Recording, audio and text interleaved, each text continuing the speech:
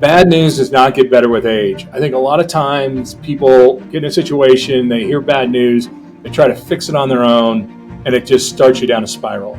And I think what we try to tell people here is we can take whatever bad news it is, but tell us, because 4 or 5 of us can solve a problem faster than one.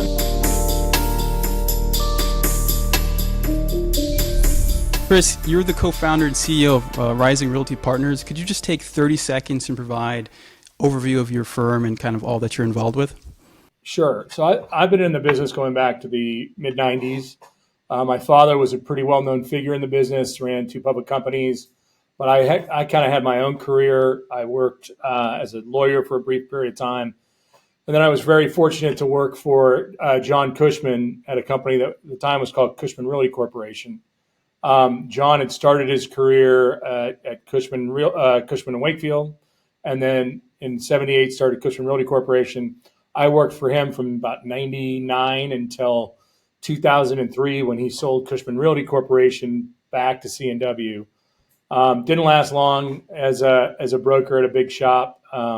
Started my own principal business in 2003. Did a few deals. Then my father, who at the time was CEO of Catellis Development, he sold that to Prologis in '05. We started coming together in '07, maybe partnering together, and then the GFC started to hit. So my dad was offered the CEO job at McGuire Properties, which was a large office REIT here in Southern California from downtown LA down to San Diego. I joined him there for 2 years. We at least stopped the company from going under. We thought we had a good deal for them. The board chose not to do it. We left in 2011. I left in 2010. He left in 2011. And in 2012, we started Rising Realty Partners. And we started it basically under the idea that the GFC had wiped out a lot of small operators. A lot of people knew how to fix elevators, get TIs done, who knew the micro market, not just the macro markets. And we started doing office and had some great success through 2019. And then about 2019, my father's health started to deteriorate. Brought in a partner, a guy I'd gone to Duke with named Scott McMullen. And Scott had run HFF on the West Coast, opened up a bunch of offices, had invested in some of our deals. And I had reached out to him to say, hey, I just need help raising money and kind of want to pivot some of our strategy, which turned out to be a good move. Scott came in. We've since 19 only bought industrial, but we have a lot of office that we're still trying to work our way through. Being the second largest owner of office in downtown LA, it used to be a badge of honor, and now it's I get a lot of people saying, "Oh, I'm very sorry for you." Right. But our company now is about 40 people, spans between Houston, Texas, Denver, Colorado, West. We own still several million square feet of office. And we own closing in on 1.5 million square feet of kind of this multi-tenant light industrial, and that's the future for us. Red, purple states, multi-tenant light industrial, this kind of Class B industrial we really like. And who knows, office may come back, and we have an expertise in it. I want to just pause for a second and sort of offer my condolences. I feel like you've dealt with a couple big losses this year. You mentioned John Cushman, who, for those listening, chairman of global transactions at Cushman, as well as your co-founder. Starting with your co-founder, could you share just a few things that you learned from him? Yeah, the list would be very, very, very long, but I think a couple of things I learned from him, and it just reinforces lately, has been the guy worked hard. I mean, really worked. He loved it, but he worked hard. And I think kind of getting lost in this whole world today is this balance or what. I mean, you do your best you can. I mean, he never missed baseball games. He never, anything that was of importance as a family he was at. But the guy just worked a lot and he worked hard. And I think there's no other way around it to be successful. And I think Elon Musk talks a lot about it. Whether you like Elon Musk or you don't like Elon Musk, the bottom line is really hard. He works really hard. So that's something that I think was important that my father taught me. There's 2 other lessons that I try to pass on to people. Bad news does not get better with age. I think a lot of times people get in a situation, they hear bad news, they try to fix it on their own, and it just starts you down a spiral. And I think what we try to tell people here is we can take whatever bad news it is, but tell us, because four or five of us can solve a problem faster than one. And so that is a common theme here, is that bad news doesn't get better with age. But I'd say the most important, and all of the eulogies that people gave, was there's just nobody. He just really believed that the world needed to be fair. He didn't believe it had to be equal, because that's not how the world works.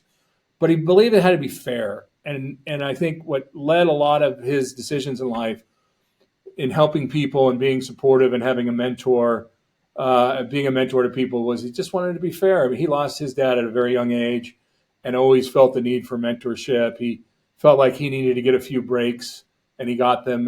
And so that sense of fairness, he would chuckle a lot, and he'd say, everybody's going for a win-win. If these consultants come in and win-win, he goes, look, win-win. It's all about leverage at the end of the day. So I don't know what win-win means, but I know that you can be fair. If I have more leverage, do I abuse that leverage and therefore not be fair? And he always felt like you got to be fair, leave some money on the table. There's always a next deal. You have no, in this business, and we're unfortunately experiencing it now. You think you're really great when you build a product that everybody likes, and you think you got it all figured out. And then now we have a lot of the same product and nobody likes it, and we didn't do anything different. So it can't be because we were so smart in one instance and dumb now. It's that the Hmm. world constantly evolves, constantly changes. And if you have anybody on any of your podcasts who says that making money in real estate is about anything other than timing, then they really don't know what they're talking about. So Sure. you can't fall in love with your assets. You gotta, when it feels like it's time to sell, because you got a lot of people asking, you should sell. Don't hang on, um, or have a refinancing strategy that would allow you to go through the long term. But everybody that I know right now is having problems outside of office. It's a timing issue with a loan, with interest rates going up 500%. Office, that's a big issue. But I think with office right now, we're just having this global, and I think it's global, change, and nobody knows what it means to work right now. I think some industries have figured it out. I think that the entertainment industry recognizes creative process. You need to be together. I think more and more tech companies are feeling that way. But some of these apprenticeship businesses, the lawyers and the accountants, if they really think they can work from home, then you're putting yourself into a pool where where AI and cost, doing things at lower cost, really can abuse your business. So if I was advising lawyers today, I said, I don't care how easy it is to work from your home office. If you're not convincing all your clients that this is a wordsmithing business and it's not an AI business, I'd be worried about your future. Sure. So I want to go back to something you said, and it was about the negotiations and sort of win-win. Actually, one of the questions I have written down to ask you is, do you believe in the idea of win-win? I think that's something that a lot of people talk about. You know, it's kind I of, don't. I'm you sorry. don't. Now, Elaborate. I don't believe in a win-win, because there's always leverage in every negotiation. Somebody has, right now, employees have had a lot more leverage on their employer than the other, so they have a chance to try to get higher salaries or whatever. But this is where that sense of fairness needs to come in, because if you abuse it, and if you tell someone there's a win-win, but you really made off big, people will never forget that. The reputation you'll never, might survive it once. And unfortunately, we do live in a world where some people don't care. But I believe that you can have a very good deal for people that is fair. But to say that both sides equally won, it rarely, if ever, happens. I hope it does, and it usually is because the side that had leverage says, "I'm not going to use it in such a way to abuse it, so that person gets a win."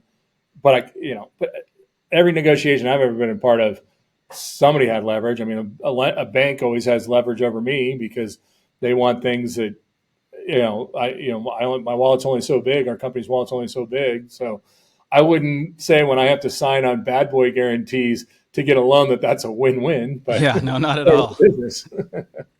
So, who would you say has taught you the most about deal making?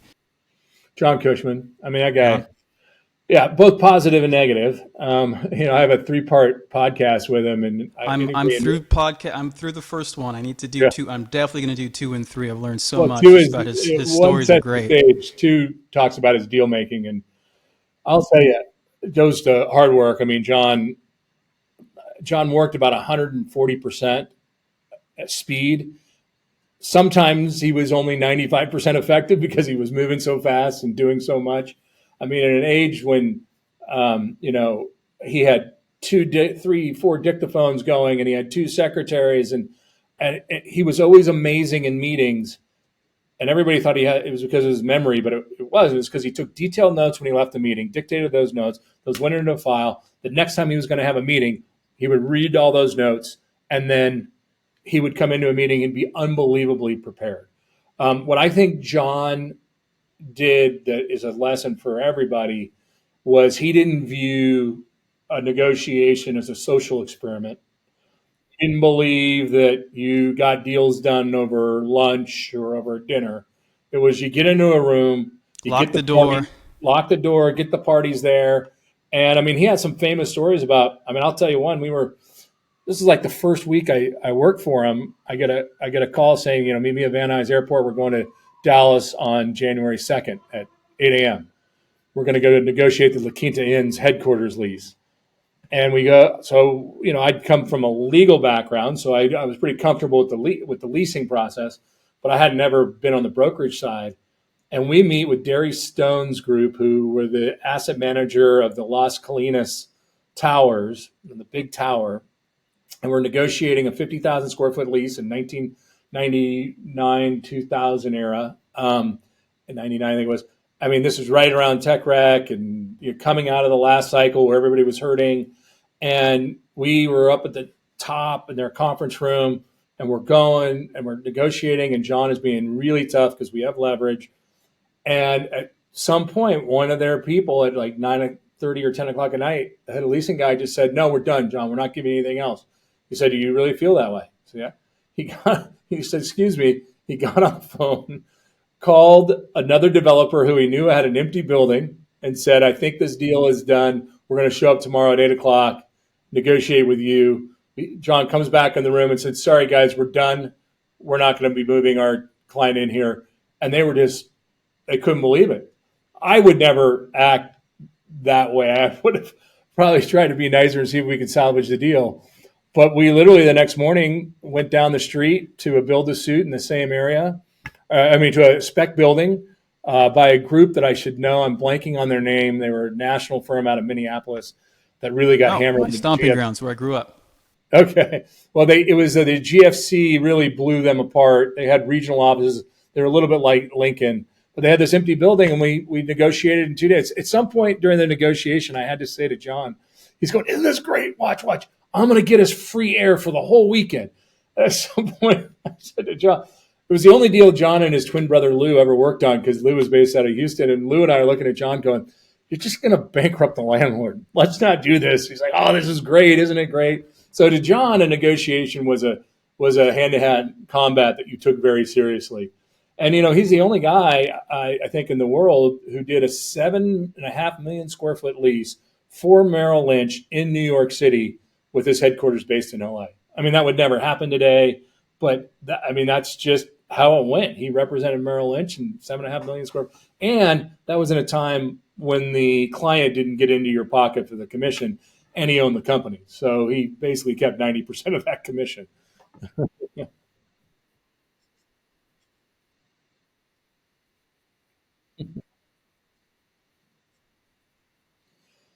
I think they'd say I'm pretty entrepreneurial. I mean, I kind of pride myself on trying to figure out ways to do things that are newer and hipper or better. Whether it's, doing the first creative office in downtown LA, I think, while I understand numbers and for years could run my own spreadsheets, I I do believe in a little bit like I need experts who do that, and then I can review the numbers.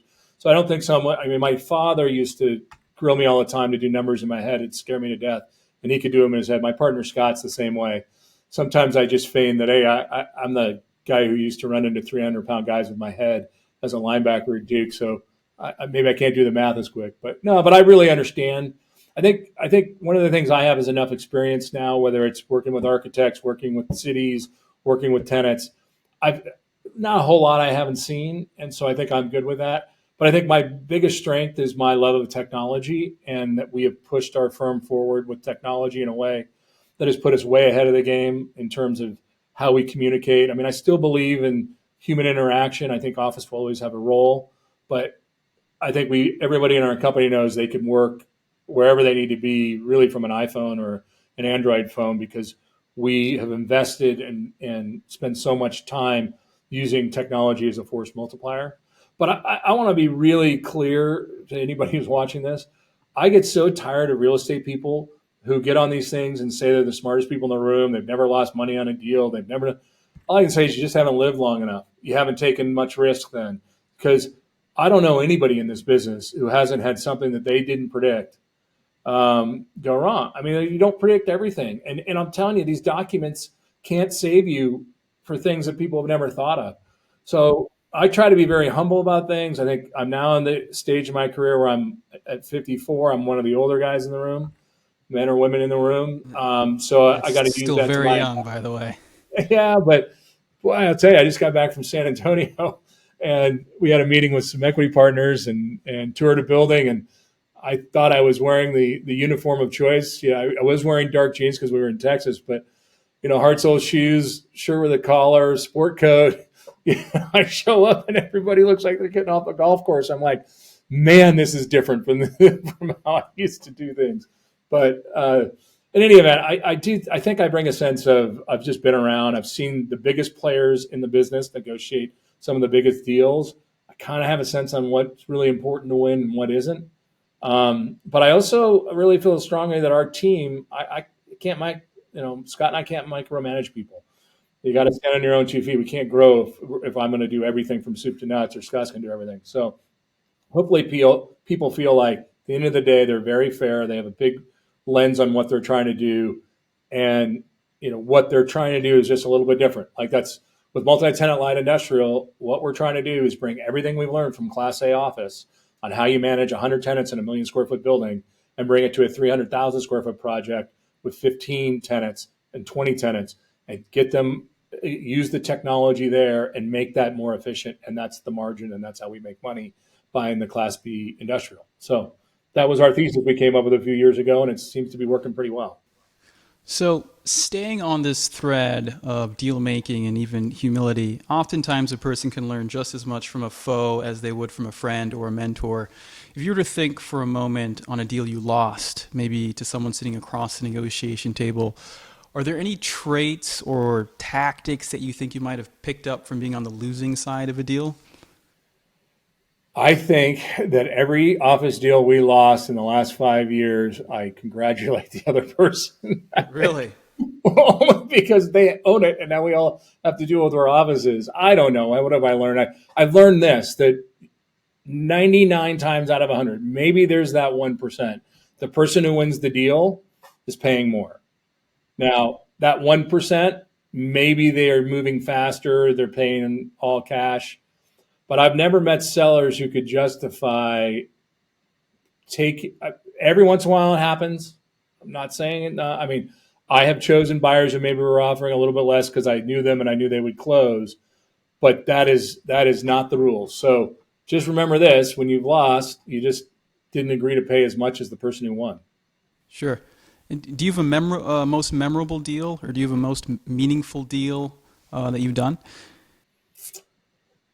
The most meaningful deal was Pac Mutual with my father. Our first deal with Rising Realty Partners, where we bought a historic building for, I think we bought it for like $140 a foot. We did creative office. We ripped out things. It was a grand experiment of taking out asbestos, and then we ended up selling it for 440 a foot. So that was the most memorable because my dad was really on his game and right there with me. Hmm. I'd say that the most difficult one is one we're in now, where we just got everything that could go wrong could go wrong. We're going to do the exact same game plan as Pac Mutual. It's a proven track record. We have a great investor, people we've made money for before, and anything that could go wrong went wrong, from us signing our GMP contract to redo the seismic, and then a week later, the city of Los Angeles changes the whole seismic code and added 15-20% to our cost. And we didn't do anything wrong. That just happened. Then LADWP was just horrible to deal with, made us a little bit late. So instead of coming into market kind of the second half of 2019, we come to market basically in February of 2020, and in March, COVID hits. And then we're sitting here going, oh my God, there's no market activity. And then after COVID, we had the horrible stuff that happened with George Floyd, but our building happens to be right on Spring Street. So all the protests and all the window. I mean, by the way, I cared so much. I was down here for a lot of it, and it wasn't the protesters who were doing the destruction. I mean, it was literally people who had nothing to do with it, and we caught people on film. They're so dumb. They pull up their car, they get out of their car, they go to their trunk, then they put on their masks and their ball peen hammers, and they're just running down streets breaking windows. Just out of town agitators. Yeah. Then we had that. So then we had plywood on, and then we had the homeless issue get worse and worse. And here we are, 4 years in, 3.5 years in, and we've only got a floor and a half lease, and it's just painful. It makes me sick at night. And I think everybody who invested with us all said this all makes sense. Love the location, love what you're doing. What can you say? Who knew that we'd have this massive transformation on the role of office and the role that our central cities play in our major cities, the CBDs. Mm-hmm. Whether it's Washington, D.C., Chicago, San Francisco, Seattle, Austin, Texas. I mean, if we're not going to have our government people come back to work, and that's about half of the daytime population in all these cities, and it's the hub of all of our public transportation, our cities are going to just fall apart. So, whatever people think about work from home, let's be honest that if you don't have people coming in, there's thousands of businesses that rely on someone buying a salad or a coffee or getting their shoes shined every day that are just getting wiped out. Mm-hmm. What kind of pivots are you making? Are you just you mentioned briefly a project. You don't have to get too deep into any projects, but for example, I know a developer up in the Boston area who's doing an office to condo conversion and et cetera. Some people are just sort of sitting on the sidelines, stockpiling cash. What are you doing? How do you think about it? Well, I do believe office will come back in some way, shape, or form. I think we're all human beings. I have two 18-year-olds going off to college, and they say to me all the time, Dad, I have no interest in getting out of college and going and working in an apartment off my laptop. So I do think it'll come back. I don't think we've figured out exactly what the new work week is. Is it a 4-day work week? Is it a 3-day in the office? But so I do think office will come back. We certainly know how to operate Class A office. We certainly know how to create value in office when there's demand. But until demand is figured out, I think that's pretty tough. We really, really love the industrial space, specifically the multi-tenant light industrial. So some people call it Class B. They're not building any more of it. It's really supply constrained. It takes a lot of effort to uncover it. But for where we are and for where the world is and wanting to be more of a national company, I think that Class B industrial is a place we want to be. I could see us over time going back into some development. But there is something going on. I don't know if people are paying that much attention, but between a president in his early 80s, contenders who are close to his age, leadership across every major city that's rather old, and with companies that are now saying maybe we don't need office space, you put all these things together, I think we're having as big a transformational shift in our society that we've had since World War II, when all these people came back from World War II, had never left the United States, and they fought in the wars and they saw all these atrocities, but they also saw the world. And they came back and they had all this new technology. I mean, I think back and I wonder, God, can you imagine being somebody who was like just a little too old to serve in that war? And you think things were pretty good while they're gone because people needed to be put to work, and then they all come back and they're just 10 feet ahead of you going faster and I feel that's what's happening right now. I feel like the world is changing so quickly, AI and all these other things, and we haven't figured it out yet. We'll get it figured out. I think we will over the next few years, but I don't think anyone knows an office strategy. I don't think any lender would want to lend on office unless they knew it was very secure cash flow streams. So they knew what the tenants did and they felt comfortable with it, because there's so many unknowns about what our society is going to be. As far as I can tell, what was huge when I was in my 30s and late 20s was, you go to your place to work and that's your hub, and maybe you go to the gym, and then you come into the office, but then you have a breakfast meeting, then you have your internal meetings, you have a lunch meeting, maybe meet someone for drinks. Right now, that world seems out the window. I go to New York. Most people don't really, want to meet in person unless it's convenient for them. It used to be you could line up New York. I could have scheduled for 3 days and have almost Back to every place back. filled. And now I got to call them in advance. You're going to be in. Where you're going to go? Most people want to do it around a meal. Well, you go to New York for 3 or 4 days. There's only 3 or 4 lunches, so you can only have 3 or 4 meetings. So this has to get figured out. I think it will, but I think 23 is going to be just an awfully tough year. And I think the 24 election cycle, I don't care what side of the aisle you're on, is going to be ugly, awful, depressing, and there'll be no real solutions.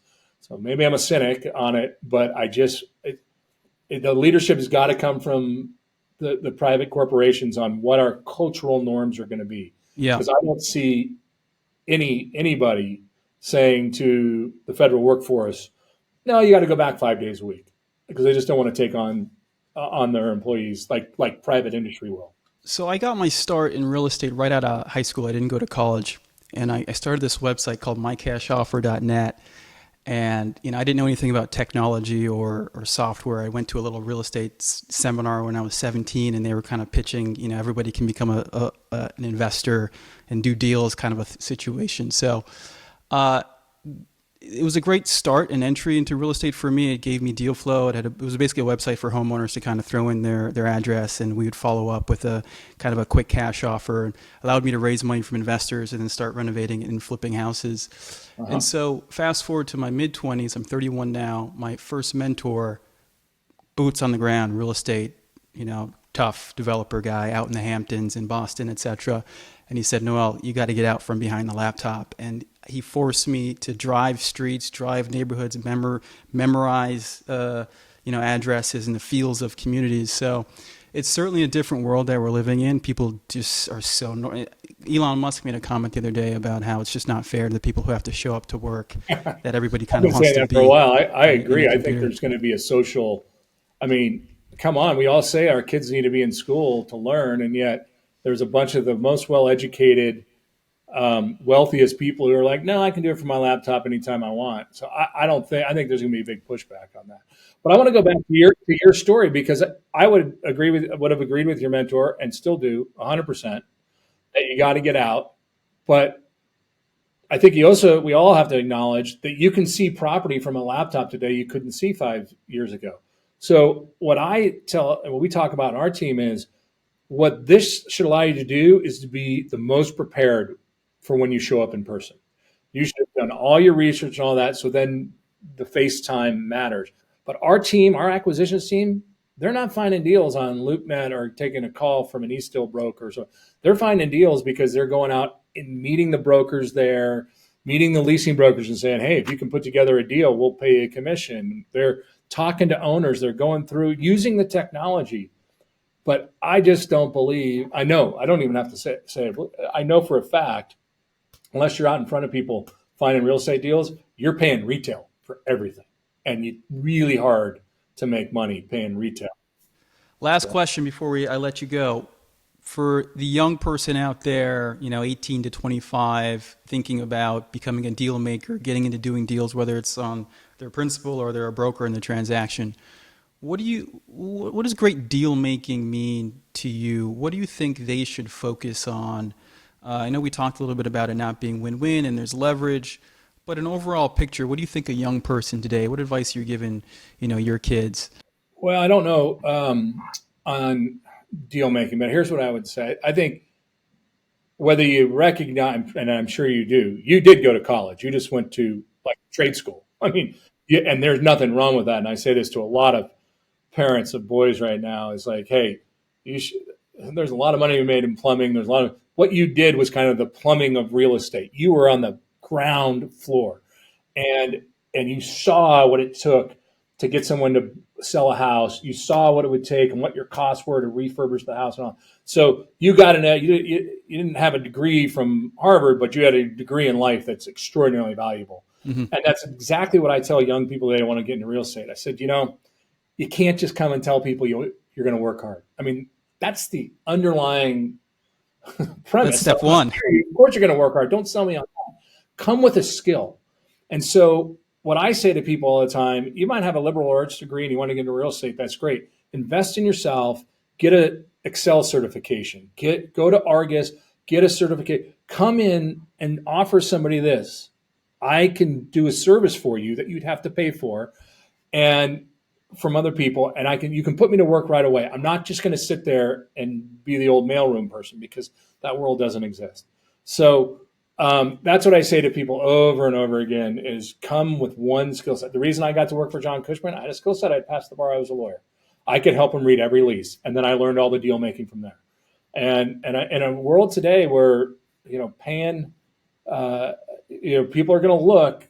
Am I better off paying an analyst offshore and just have them do numbers, or am I better off having an analyst in the office? Well, if you come with, hey, I can do the Argus stuff, but I can also go out and talk with people and I can go hustle. That's a hard thing to turn down as an employer to hire a young person. It's really easy to turn down the person who got straight A's in an English major but has never touched an Excel spreadsheet. I mean, because we just don't. There used to be a role for that, but that role doesn't exist in most shops today. Yeah. Well, Chris, thank you so much for doing this. I think you're staring down episode 100 for your own podcast. Are you nearing that? Yeah, I try to do one a month. I try not to pace myself on it. So, yeah, I try to do one a month. Well, Yeah. This is awesome. We're going to keep this one brief, and as I hit my close to 100 myself, when I get there, hopefully it doesn't take me 10 years to do so. We might have you back for a little bit more of an extended, detailed conversation. Well, I'm happy to come back. I enjoyed the questions. I think this is the world we live in today, where a lot of the mentorship is happening in these kind of discussions, because they're not happening in person as much. Yeah. It will evolve back to some form.